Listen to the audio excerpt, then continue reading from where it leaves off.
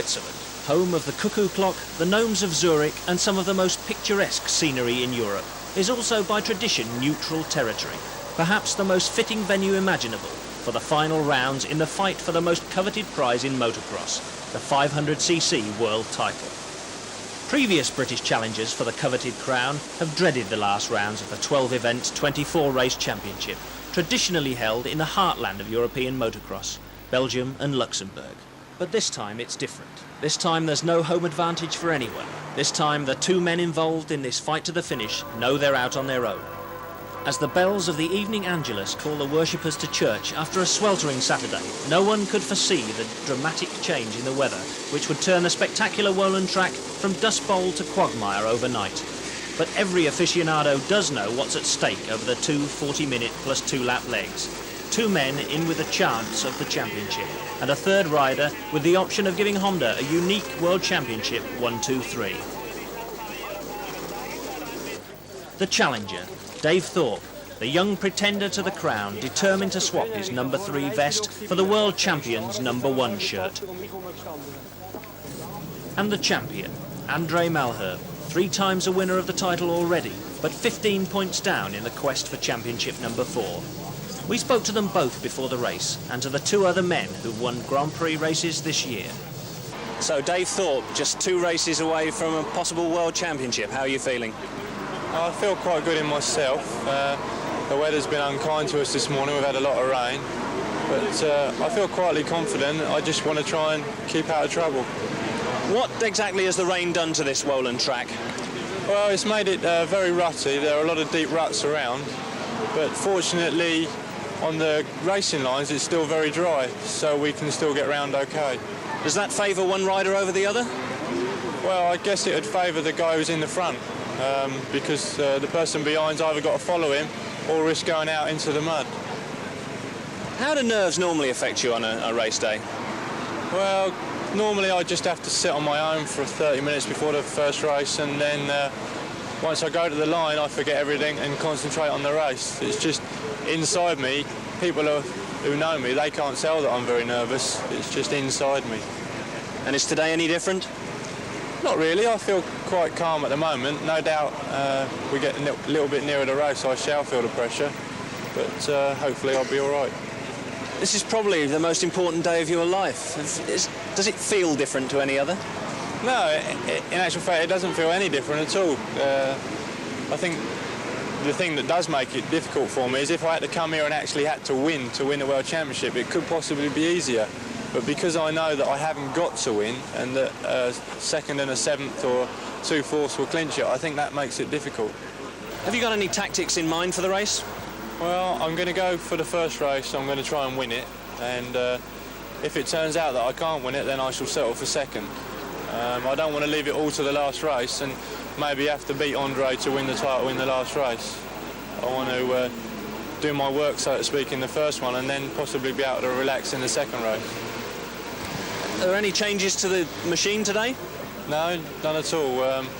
We had to change our tyres from last night because yesterday was very dry and this morning's very muddy, so we've had to play around with tyres, but other than that, everything's normal. Are you going to do it? I shall tell you at the end of the day. I shan't believe it until I go over the finish line in the 2nd race, but the way the times were going and the way I feel pretty confident. Just how much is a World Championship going to mean to you? As a personal thing, it means everything. It's all I've ever wanted from being a kid. I guess it's like a kid who plays football wanting to get a World Cup medal. It is the ultimate in our sport. But from a financial point of view, it's obviously very good to be a world champion. You've got something to sell to potential sponsors, so all round it's very good. So, Andre Malherbe, is it going to be world title number 4 today? Well, I will tell you this afternoon after the race. It's going to be a long day because it's pretty muddy and it's very difficult to say, but I hope so. Yesterday was very hot and humid. Today is very wet. Which conditions would you prefer? Well, I think for me today it's maybe better the rain like this because I like better. I think maybe it make the race different. and so I'm happy it's raining today. What about this Wohlen track? Do you like it? Yes, it's a good track. It's one of the best tracks we ride this year, and I enjoy to ride in this track. Do you think there's any particular advantage for one of you over the other here? No, I don't think so. You know, the condition is same for everybody, and the track is the same for everybody, and I think nobody has a special advantage in this track. This year you've been fighting all year with Dave Thorpe, your teammate. What sort of an opponent has he been? Well, you know, it was a pretty tough race this year also with David. And I think for the sport it was a pretty good, because the race was very tough, and we have a lot of passing to each other, and it was a good race. What about team orders in the Honda team? Well, we haven't any team order because, you know, anyway it's Honda is going to win, so no team order. Eric Gabor is Honda's third works rider. You've had a few problems here in Switzerland, haven't you? Well, yes, I broke my leg about 3 weeks ago in Namur, and it's not completely recovered. It's not healed completely, and I do have some pain on my leg. Especially today, it was even worse than yesterday, but I think I can stand the pain for the race. So you think your leg may still be broken? For sure, if I have pain, it means it's not healed yet, and we still need some rest, but because we have to continue racing, we cannot afford to stay home and don't do anything, so we race. So do you think you'll be able to last 2 40-minute races? If it stays like this, I am pretty sure I can handle the pain, and it's just 2 times 40 minutes, and after that, okay, it's over. Now, 2 of your teammates are fighting for the World Championship. Has there been any team orders? Will you be helping either one of them? No, there's only one team order, and that's the same one for all 3 of us. We have to win, that's all. So it doesn't matter who wins. And I am completely neutral. If I can beat both of them, I will. If I can only beat one, I don't care who it is, I will also beat one and stay in between. But I am completely neutral. I'm not giving any advantage to one of them. Danny Chandler, a few problems here in practice. Yeah, we had a few, unfortunate accident. A guy went off the track and dragged the ropes out in the racetrack, and I caught the ropes and hit a post and busted my finger. So you've broken 2 fingers? No, one finger. Or just the one? Yeah. You've also had rather a drastic haircut in a bet with somebody. Tell us all about that. Well, Eric Gabor's after La Mer, I was feeling pretty happy, and we both wanted a haircut, and he bet me $100 if I would get a haircut. And I said, sure, I'll do it. You want to see it, huh? And Eric Gabors did that? Yeah, he did it himself. And did he pay you the $100? He paid me the $100, but I think he's a little disappointed. I was not to wear a hat here. I was supposed to go with no hat, and I'm wearing a hat. So I think he's a little angry. But he's already paid up, so... So I have the money, no problem. You're the only person other than the Honda riders this year that's won a Grand Prix. What do you think of the different styles of the 2 men at the top of the championship? Dave Thorpe first. Oh, I think, David's a very aggressive rider, very confident, very smooth. And, he doesn't make too many mistakes. And Andre? I feel he's the same. I mean, he's a very aggressive rider. And I think maybe he's had a little more bad luck than good luck. I think David's had an awful lot of good luck, but I think you make your own luck by how you train and how you feel. In practice, Thorpe showed he's the master of all conditions. Fastest in the dry on Saturday, and again when the conditions changed on Sunday morning. Every picture tells a story. The tension shows in the face of Dave Thorpe as he waits for the start of probably the most important 45 minutes of his life. But for Malherbe, he's as cool as a cucumber. He's been there before, he knows exactly what he has to do. Just one thing, win the race. That's the only thing that'll keep his chances of the championship alive. Last-minute preparations as the 2 challengers go through the nervous routines they practice before every race. Dave Thorpe goes to the line, his fastest time in practice giving him the pick of positions on the mechanical start gate, followed by Malherbe, 15 points down in this fight for the championship and knowing he's got to win. Just moments to go now before the start. The 40 riders line up on the mechanical start gate. The Swiss starter pulls the lever and off they go. Next to Thorpe, Kurt Nickel, his great mate and rival from the KTM factory. He's been chosen by Thorpe to act as a buffer between him and Malherbe to make sure there's no sort of jiggery-pokery at the start. Nervous moments now as they wait for the starter to turn his board sideways, signalling they're in the last 5 seconds before the start of the race. The full Grand Prix lineup for the final event of the 1985 500cc Championship. The riders hunched over the fronts of their machines to keep them on the ground. The gate goes down and they're away through this sea of mud.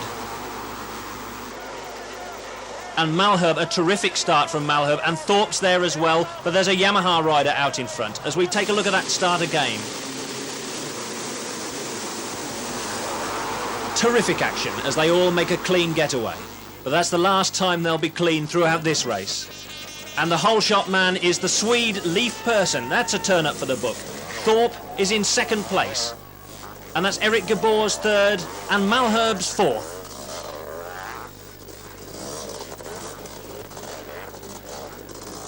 First riders safely through, but already covered in mud. And that's the Belgian rider Joe Martins on the Husqvarna as Malherbe crests the rise on the other side of the track. Already covered in dirt, these riders. Throwing their tear-offs away. There, Persson leads, followed by Thorpe. That's just the sort of start Thorpe will have hoped for. Gabor's third, and Malherbe in fourth place. Persson on the Yamaha, followed by Thorpe. There's Gabor's, former World 125 champion, bidding for third place in the championship. He hasn't had the best of years. Malherbe there.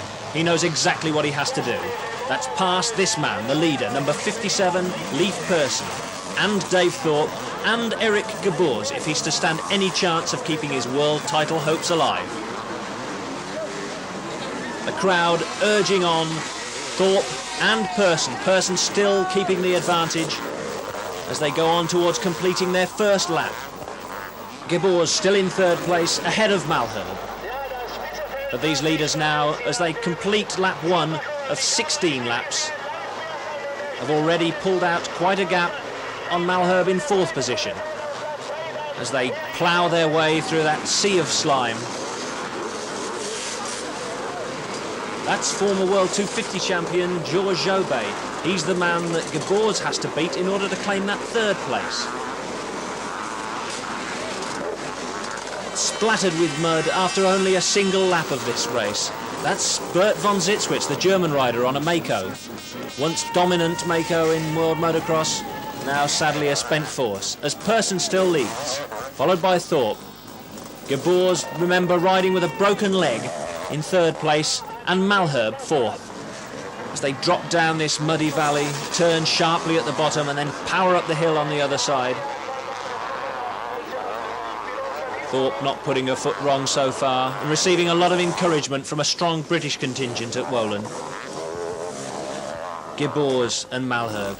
Malherbe knows he has to pass his teammate. But that's Georges Jobet down in fifth place on the Kawasaki. And that's the unfortunate Swiss rider Christoph Husser, who appears to have lost his chain. Bang goes his chances of a popular local victory.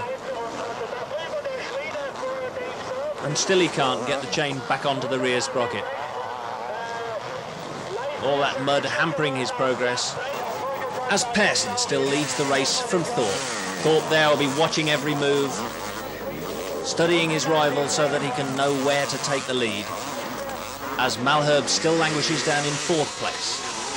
So it's Persson from Thorpe. And Thorpe will be quite happy with that. Malherbe in fourth place. A fourth place that he knows won't win in the championship. He needs at least third place to stay in the hunt and take it to the final race. Persson still in the lead. Thorpe still second. Gabors third.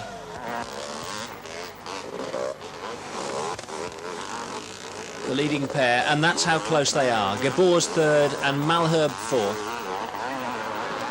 As Thorpe nudges alongside the leader, is he going to take the lead? Not on this occasion. But that looks like he's just having a go there to see if it's a possible site for a challenge for the lead when the time comes. Encouragement there for Gabor, still in third place. And Malherbe. A definite disadvantage in these conditions, being behind and having to come through and overtake other riders, because every time you get close to them, you're covered in mud. Your goggles fill in.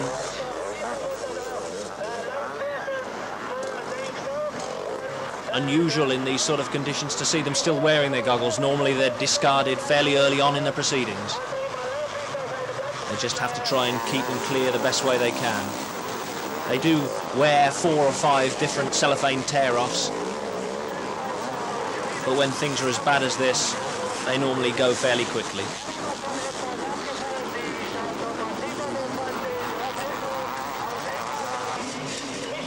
Pearson still leads, and Thorpe dropping back a bit, still in second place, but it's a second place that'll suit his purposes fine. Remember, he doesn't need to win this race in order to win the championship. He'll be happy as long as he can finish in front of Malherbe. That's Keith Thorpe, Dave's dad and mechanic, pacing anxiously up and down. And Malherbe's up into third place. He's taken Gabor's, and that puts a pretty different complexion on things. Thorpe needs to win this race, with Malherbe finishing fourth if he's to clinch it now. If Malherbe finishes third and Thorpe wins the race, then there's still a possibility they could tie on points. And if that happens, Malherbe will take the title.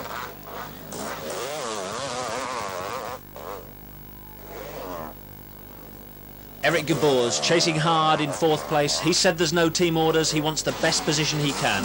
As Keith Thorpe gives the signal to Dave, get going. It's time you took the lead in this race. As Thorpe throws his goggles away. He was wearing a face mask attached to those goggles. That means probably that he's gasping for air as the mud covers up the air holes. So Leif Pearson leads, lapping a slower rider there for the first time. Dave Thorpe second, and that's the gap. Dave's really motoring now. He knows second place isn't good enough. He'll be going all out for a win.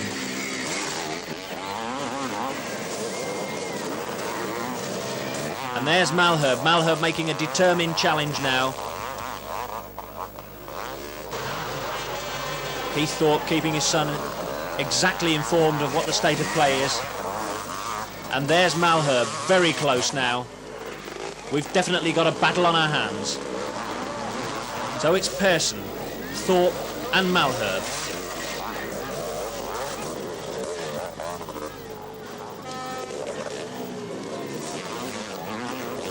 Dave Thorpe, 22 years old, been riding a motorcycle since he was 3.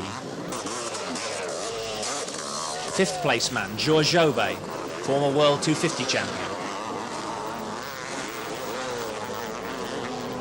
He's currently third in the championship by 1 point from Gabor's. Pearson leads, Thorpe second. And Malherbe third. There's the gap, Pearson and Thorpe, and Malherbe moving in now to challenge Thorpe for that second place. Malherbe, 29 years old, world champion in 1980, 1981, and again last year. The Union Jack waved as Thorpe's in the lead. Thorpe first on the Honda, has overtaken Pearson on the Yamaha, and Malherbe's down in third place. Gabor's fourth. Keith Thorpe, that's my boy, that's the way to do it. Now Thorpe only has to stay in that position till the end of the race, and the championship's as good as his.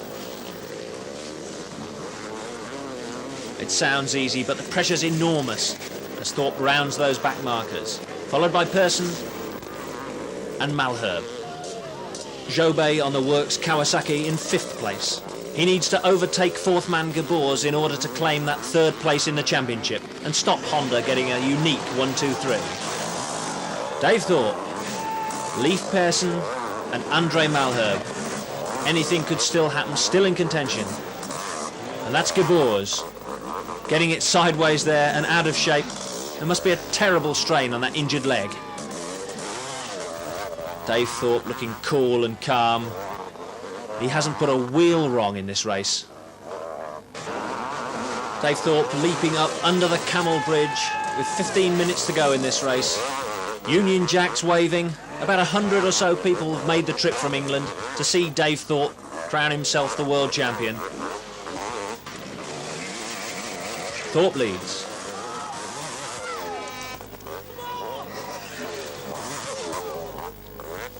Eric Gabors in fourth place. Thorpe rules the world, the banners say. Well, not quite yet. And Malherbe there making a challenge for Persson. Persson holding doggedly on to that second place. He's had a pretty bad season since breaking his leg late last year. And he broke his collarbone earlier on this year. But his form's come good at the end of the year when contract times come around. That's double World 250 champion Georges Jobet fighting for fifth.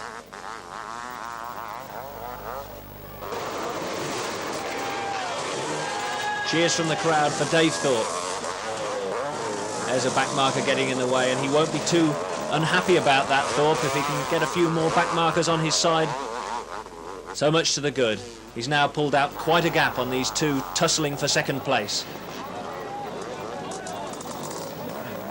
Anxious moments, always in the last stages of a race.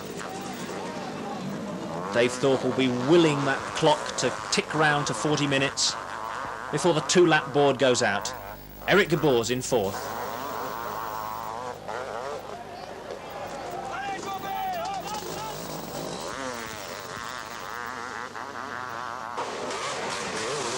Down into the bomb hole. That's Dave Thorpe.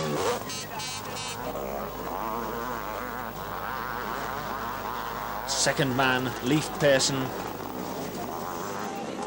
Third, Andre Malherbe.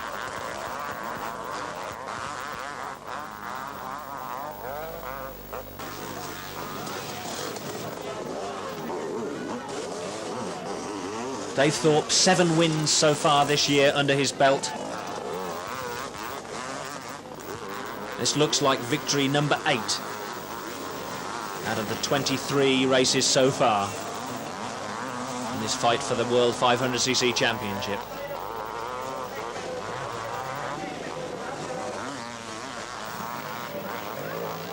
Just one breakdown for him this year. It's in the French Grand Prix when the gearbox packed up. But otherwise, this works Hondas have both been extremely reliable. Malherbe's as much as Thorpe's. Thorpe's machine, fettled by his father, has 1 lap to go. 1 lap remaining.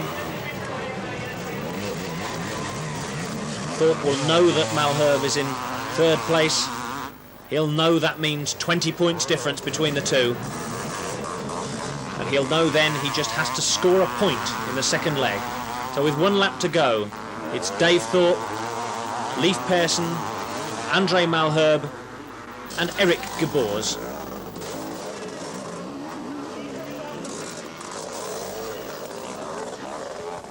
Thorpe will be picking his way oh so carefully round this track for the last time, making sure there's no slip-ups at the final stage. Eric Gabors still in 4th spot. He'll be happy with that. That'll enhance his chances greatly of taking 3rd place in the championship.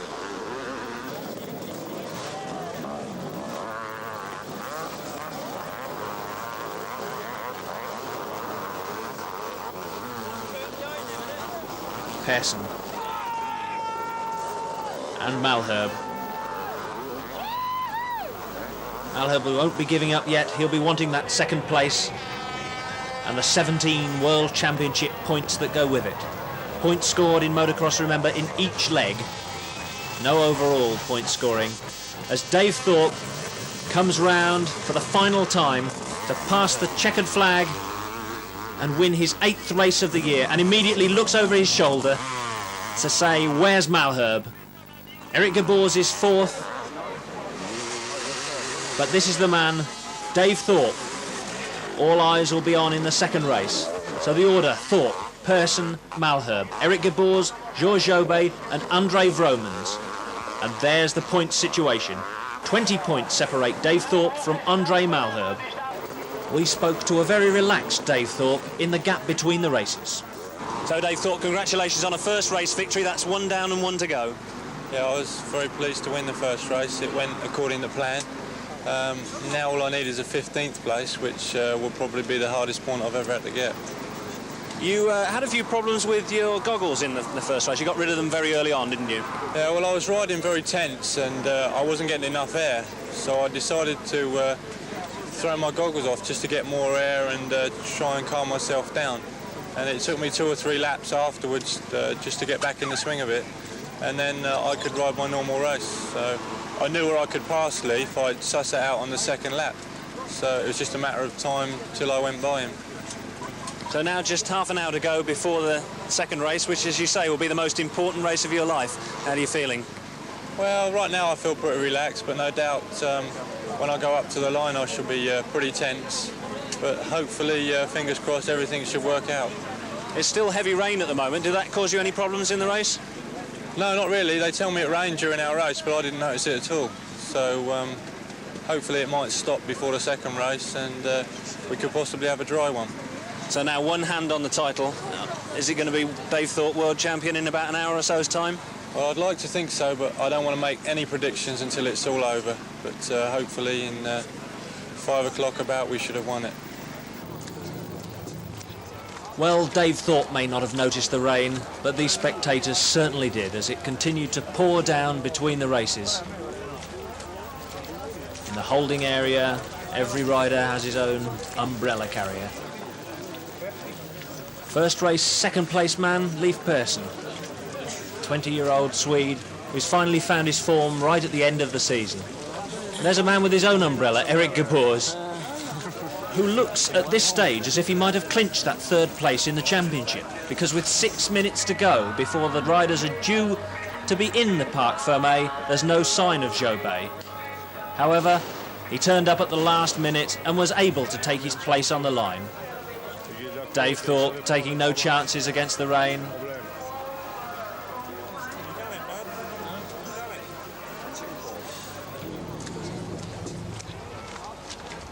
So that's the scene, a sea of slime on this Wohlen circuit. You have to admire these spectators and their dogged support for their sport. Dave Thorpe comes to the line for the last race of the 1985 Grand Prix season. Chooses the same spot he started this first race from. Father Keith comes up to give him a final pat on the back, make sure everything's all right with the bike. And next to him, Kurt Nickel, who had a pretty poor first race after falling in the first corner and having to fight back in order to finish in 7th position behind Andre Vromans, his KTM teammate. Once more, he's the meat in the Honda sandwich. It's Thorpe on the far inside, Nickel, then Malherbe and Gabors. This ultra-muddy track has been bulldozed, or at least the start area has been bulldozed, in order to make it fairer for everybody.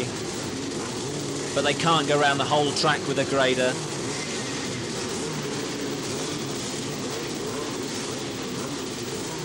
Dave Thorpe just checking the state of play on the line. He won't start getting too tensed up until every one of the 40 riders have lined up. Now he tells his umbrella man to go away, just clears his goggles. Notice that this time he's not wearing the face mask that gave him problems in that first race. 30 seconds to go or thereabouts. 40 tense riders waiting for the starters signal.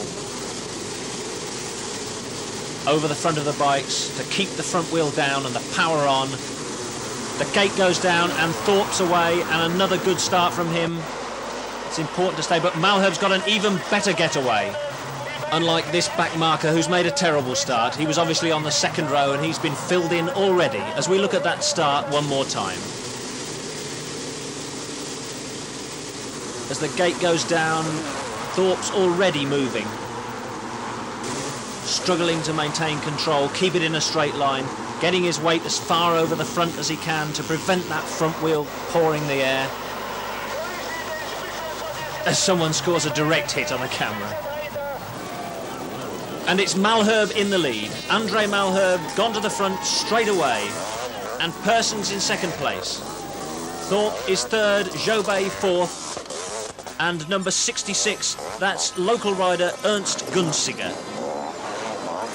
Oh, Malherbe in trouble there, struggling to stay in control of the bike as they go round that deeply rutted corner. That's Pearson in second place. Thorpe third, Jobé fourth.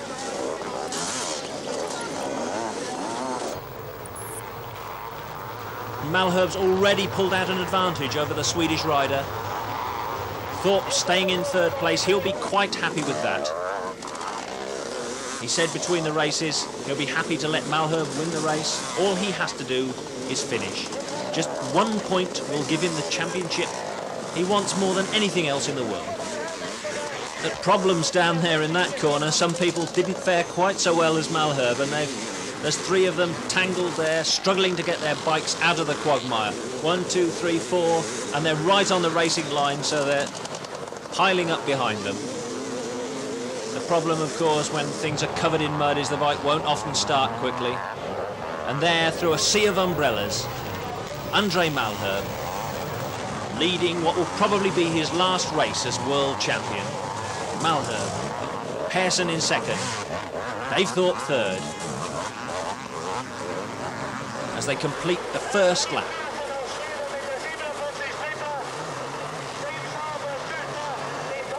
Georges Jobé in fourth place. And the goggles going away already. That's number 20, Peter Meyer from Germany. But he's way down the field, and this man's at the front of it. Andre Malherbe leads, Leif Pearson, Dave Thorpe. Georges Jobé in fourth position. Top motocross riders always say that it's far easier to go out for it right from the start, lead the race and ride as hard as possible all the way through, than it is to sit there knowing you only need a place. Dave Thorpe, I know, certainly shares that view. He'd rather go out in front, but he daren't do it. Number 26, that's Dave Watson, a young British rider, speaks with a wonderful Irish accent. Dave Thorpe still in third place, behind number 57, Leif Pearson. That's Malherbe's father there, giving him the signals. He'll be telling him exactly where Dave Thorpe is, as well as just how far ahead he is of this man, second place man, Leif Pearson. And Thorpe there looks like he hasn't settled for third place. He's going for that second spot of Pearson's. Malherbe now, his thoughts will be more on who's behind him, how far Dave Thorpe has progressed. It'll be difficult to concentrate on winning this race, but win he must. He just has to win the race and hope that some disaster befalls Dave Thorpe if he's to keep his world championship. Thorpe already covered in mud. He'll end this race much dirtier than he ended the first one, which he led so brilliantly.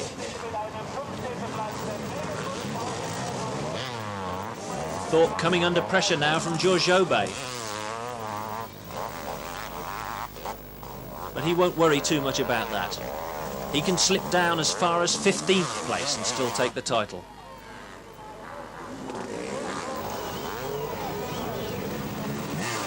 Pearson opened up quite a gap now on Thorpe, with Jobé pressing hard. He could still just about take that third place in the championship, depending on what happens to Gabors in this race. Andre Malherbe, one of the toughest competitors in Grand Prix motocross, and perhaps not the sort of man you'd expect to be involved in this rough, tough sport. Tax exile, lives in Monaco. Unlike Dave Thorpe, who lives in Berkshire. That's number 30, that's the Finn Kurt Lundqvist having troubles with his Yamaha. Unlike fellow Scandinavian Leif Persson, in second place ahead of Dave Thorpe.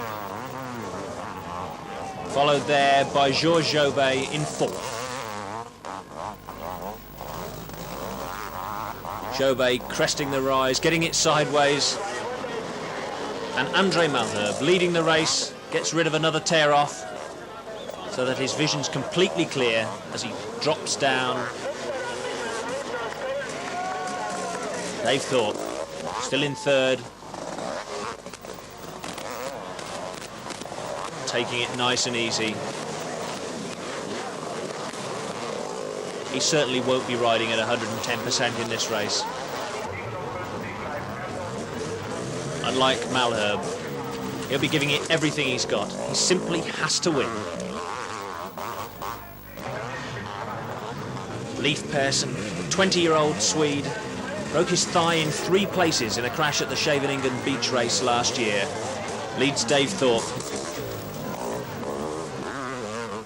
Just look how deep those ruts have become over this track. No question about who he's supporting. Dave Thorpe. Married, his wife Sharon at the track. Nails bitten almost down to the quick by now, I should think. As Malherbe leads.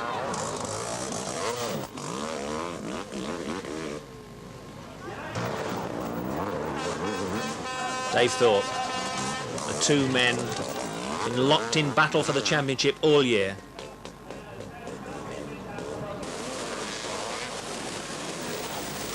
Malherbe bests a back marker, pressing onwards towards the checkered flag.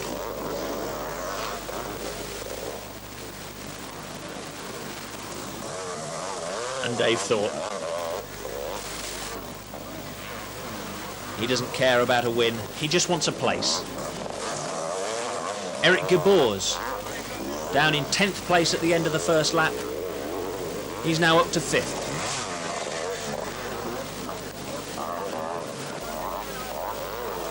Silhouetted against the skyline, Dave Thorpe picking his lines oh so carefully to stay out of trouble as much as possible. He doesn't want anything to go wrong at this stage. Eric Gabors, Reckless Eric they call him because of his all-action style, and you can see why. Never gives up. Lion-hearted little Belgian. Andre Malherbe into the bomb hole and out again. Followed by Persson.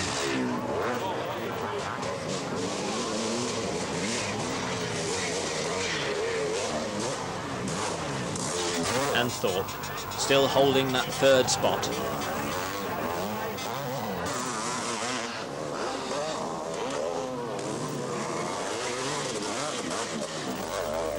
Andre Malherbe, a great motocross stylist. Never looks ragged, always in control. And a great ambassador for the sport over the years. Very smooth, does a lot of television work. Always looks the part, gives his sponsors very good value for money. That's not a manoeuvre I'd recommend in front of these guys. Over that blind jump. Eric Gabors.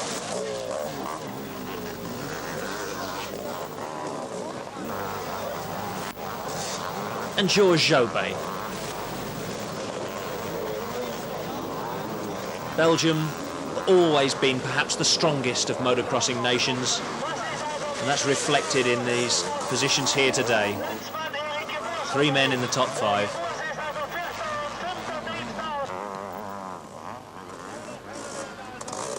And that's one of them, the most important one of them, the best one of them. All those 3 men, incidentally, have been world champions. Malherbe in the 500cc class 3 times, Jobet twice 250 champion, and Gabors twice World 125 title holder.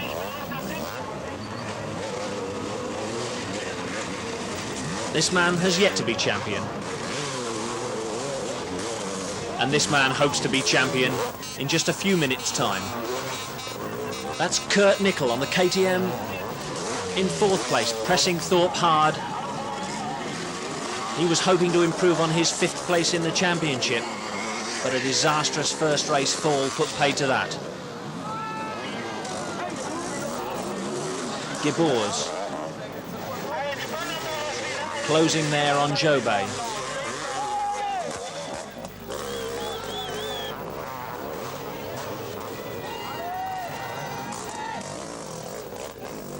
That's some of the style that's brought André Malherbe 3 World Championships so far. Always in control, always stylish. Leif Persson in 2nd spot. There's a back marker, and that's Nickel now up into 3rd place. He's overtaken Thorpe. Thorpe won't mind that one bit. They're great mates, these two. Georges Jobé in 5th. And Eric Gabors in 6th place.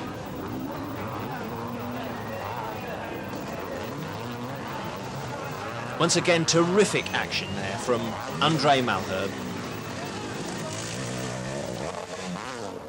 There's no prizes for high leaping in motocross. In fact, they say the longer you can stay on the ground, the better, because you can't put any power down when you're in the air. A couple of quick dabs to steady himself. Look at that suspension working there. About 10 inches of suspension travel at the back wheel of these Hondas. Leif Persson still 2nd. And that's Kurt Nickel. Followed by Thorpe. Jobé in 5th place. And Eric Gabors in 6th. And Jobé's got in front of Thorpe. Thorpe loses yet another place. Jobé in 4th place and Thorpe 5th.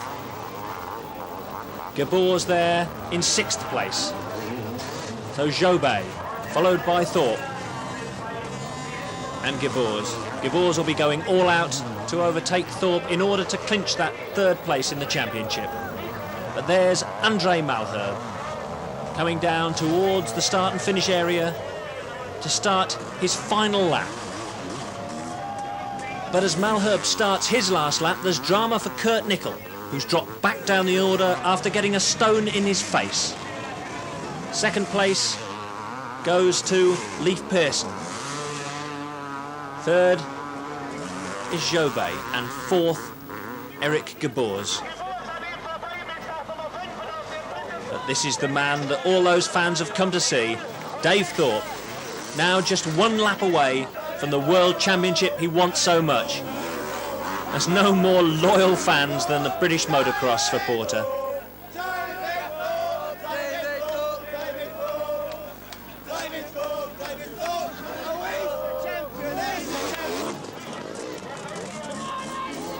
André Malherbe may win the battle, but he's not going to win this war.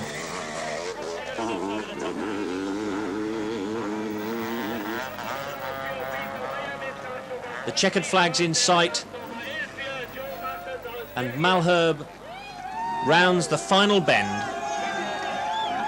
for the last race of the 1985 World 500cc Motocross Championship. And the British fans are already celebrating as Leif Persson takes 2nd place, Eric Gabors takes 3rd after disaster strikes Georges Jobé, who got a puncture on the last lap. But this is the man they're waiting to salute, the new 1985 World Motocross Champion, Dave Thorpe, as they close in to congratulate their hero. Dave Thorpe congratulated first by the outgoing champion, André Malherbe. Chaos on the start line as the fans close in to lift the new world champion shoulder high.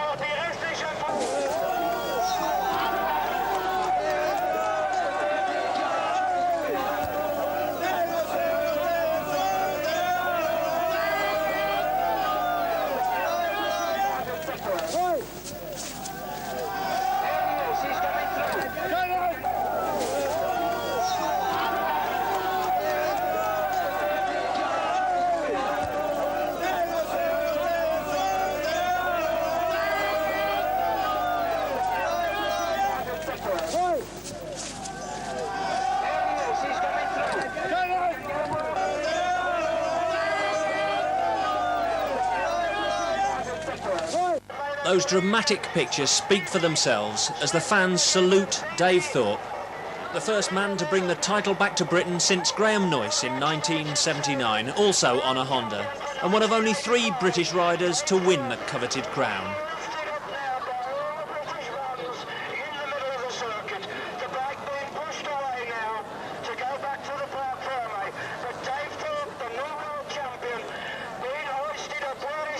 So race 2, won by Andre Malherbe from Leif Persson, Eric Gebours, Georges Jobet, Kurt Nickel, and the most important result of all, Dave Thorpe in 6th. Overall, it's Malherbe, Persson, Thorpe, Gebours, Jobet and Nickel. As Thorpe, minus his peak, that's been taken as a souvenir already, tears flooding down his face, he takes his helmet off and fights his way through the crowd. The helmet goes in the air. That'll be a souvenir for somebody. As Thorpe receives the acclaim he so richly deserves.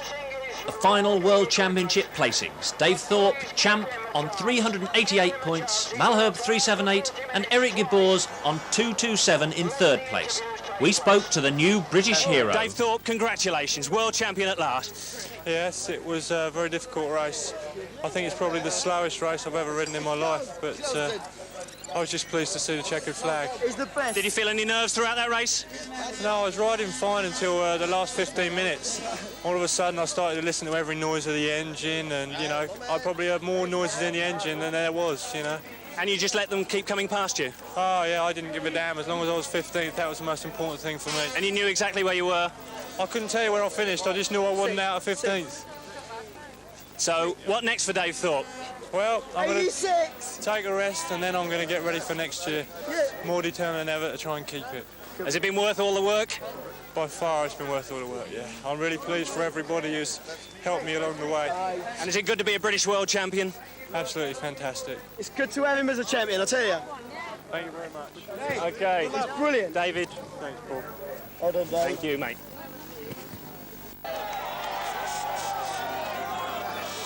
Dave Thorpe flings his cap into the air. Just look at the smile on that face. A slightly cleaner Thorpe, but a very happy one indeed.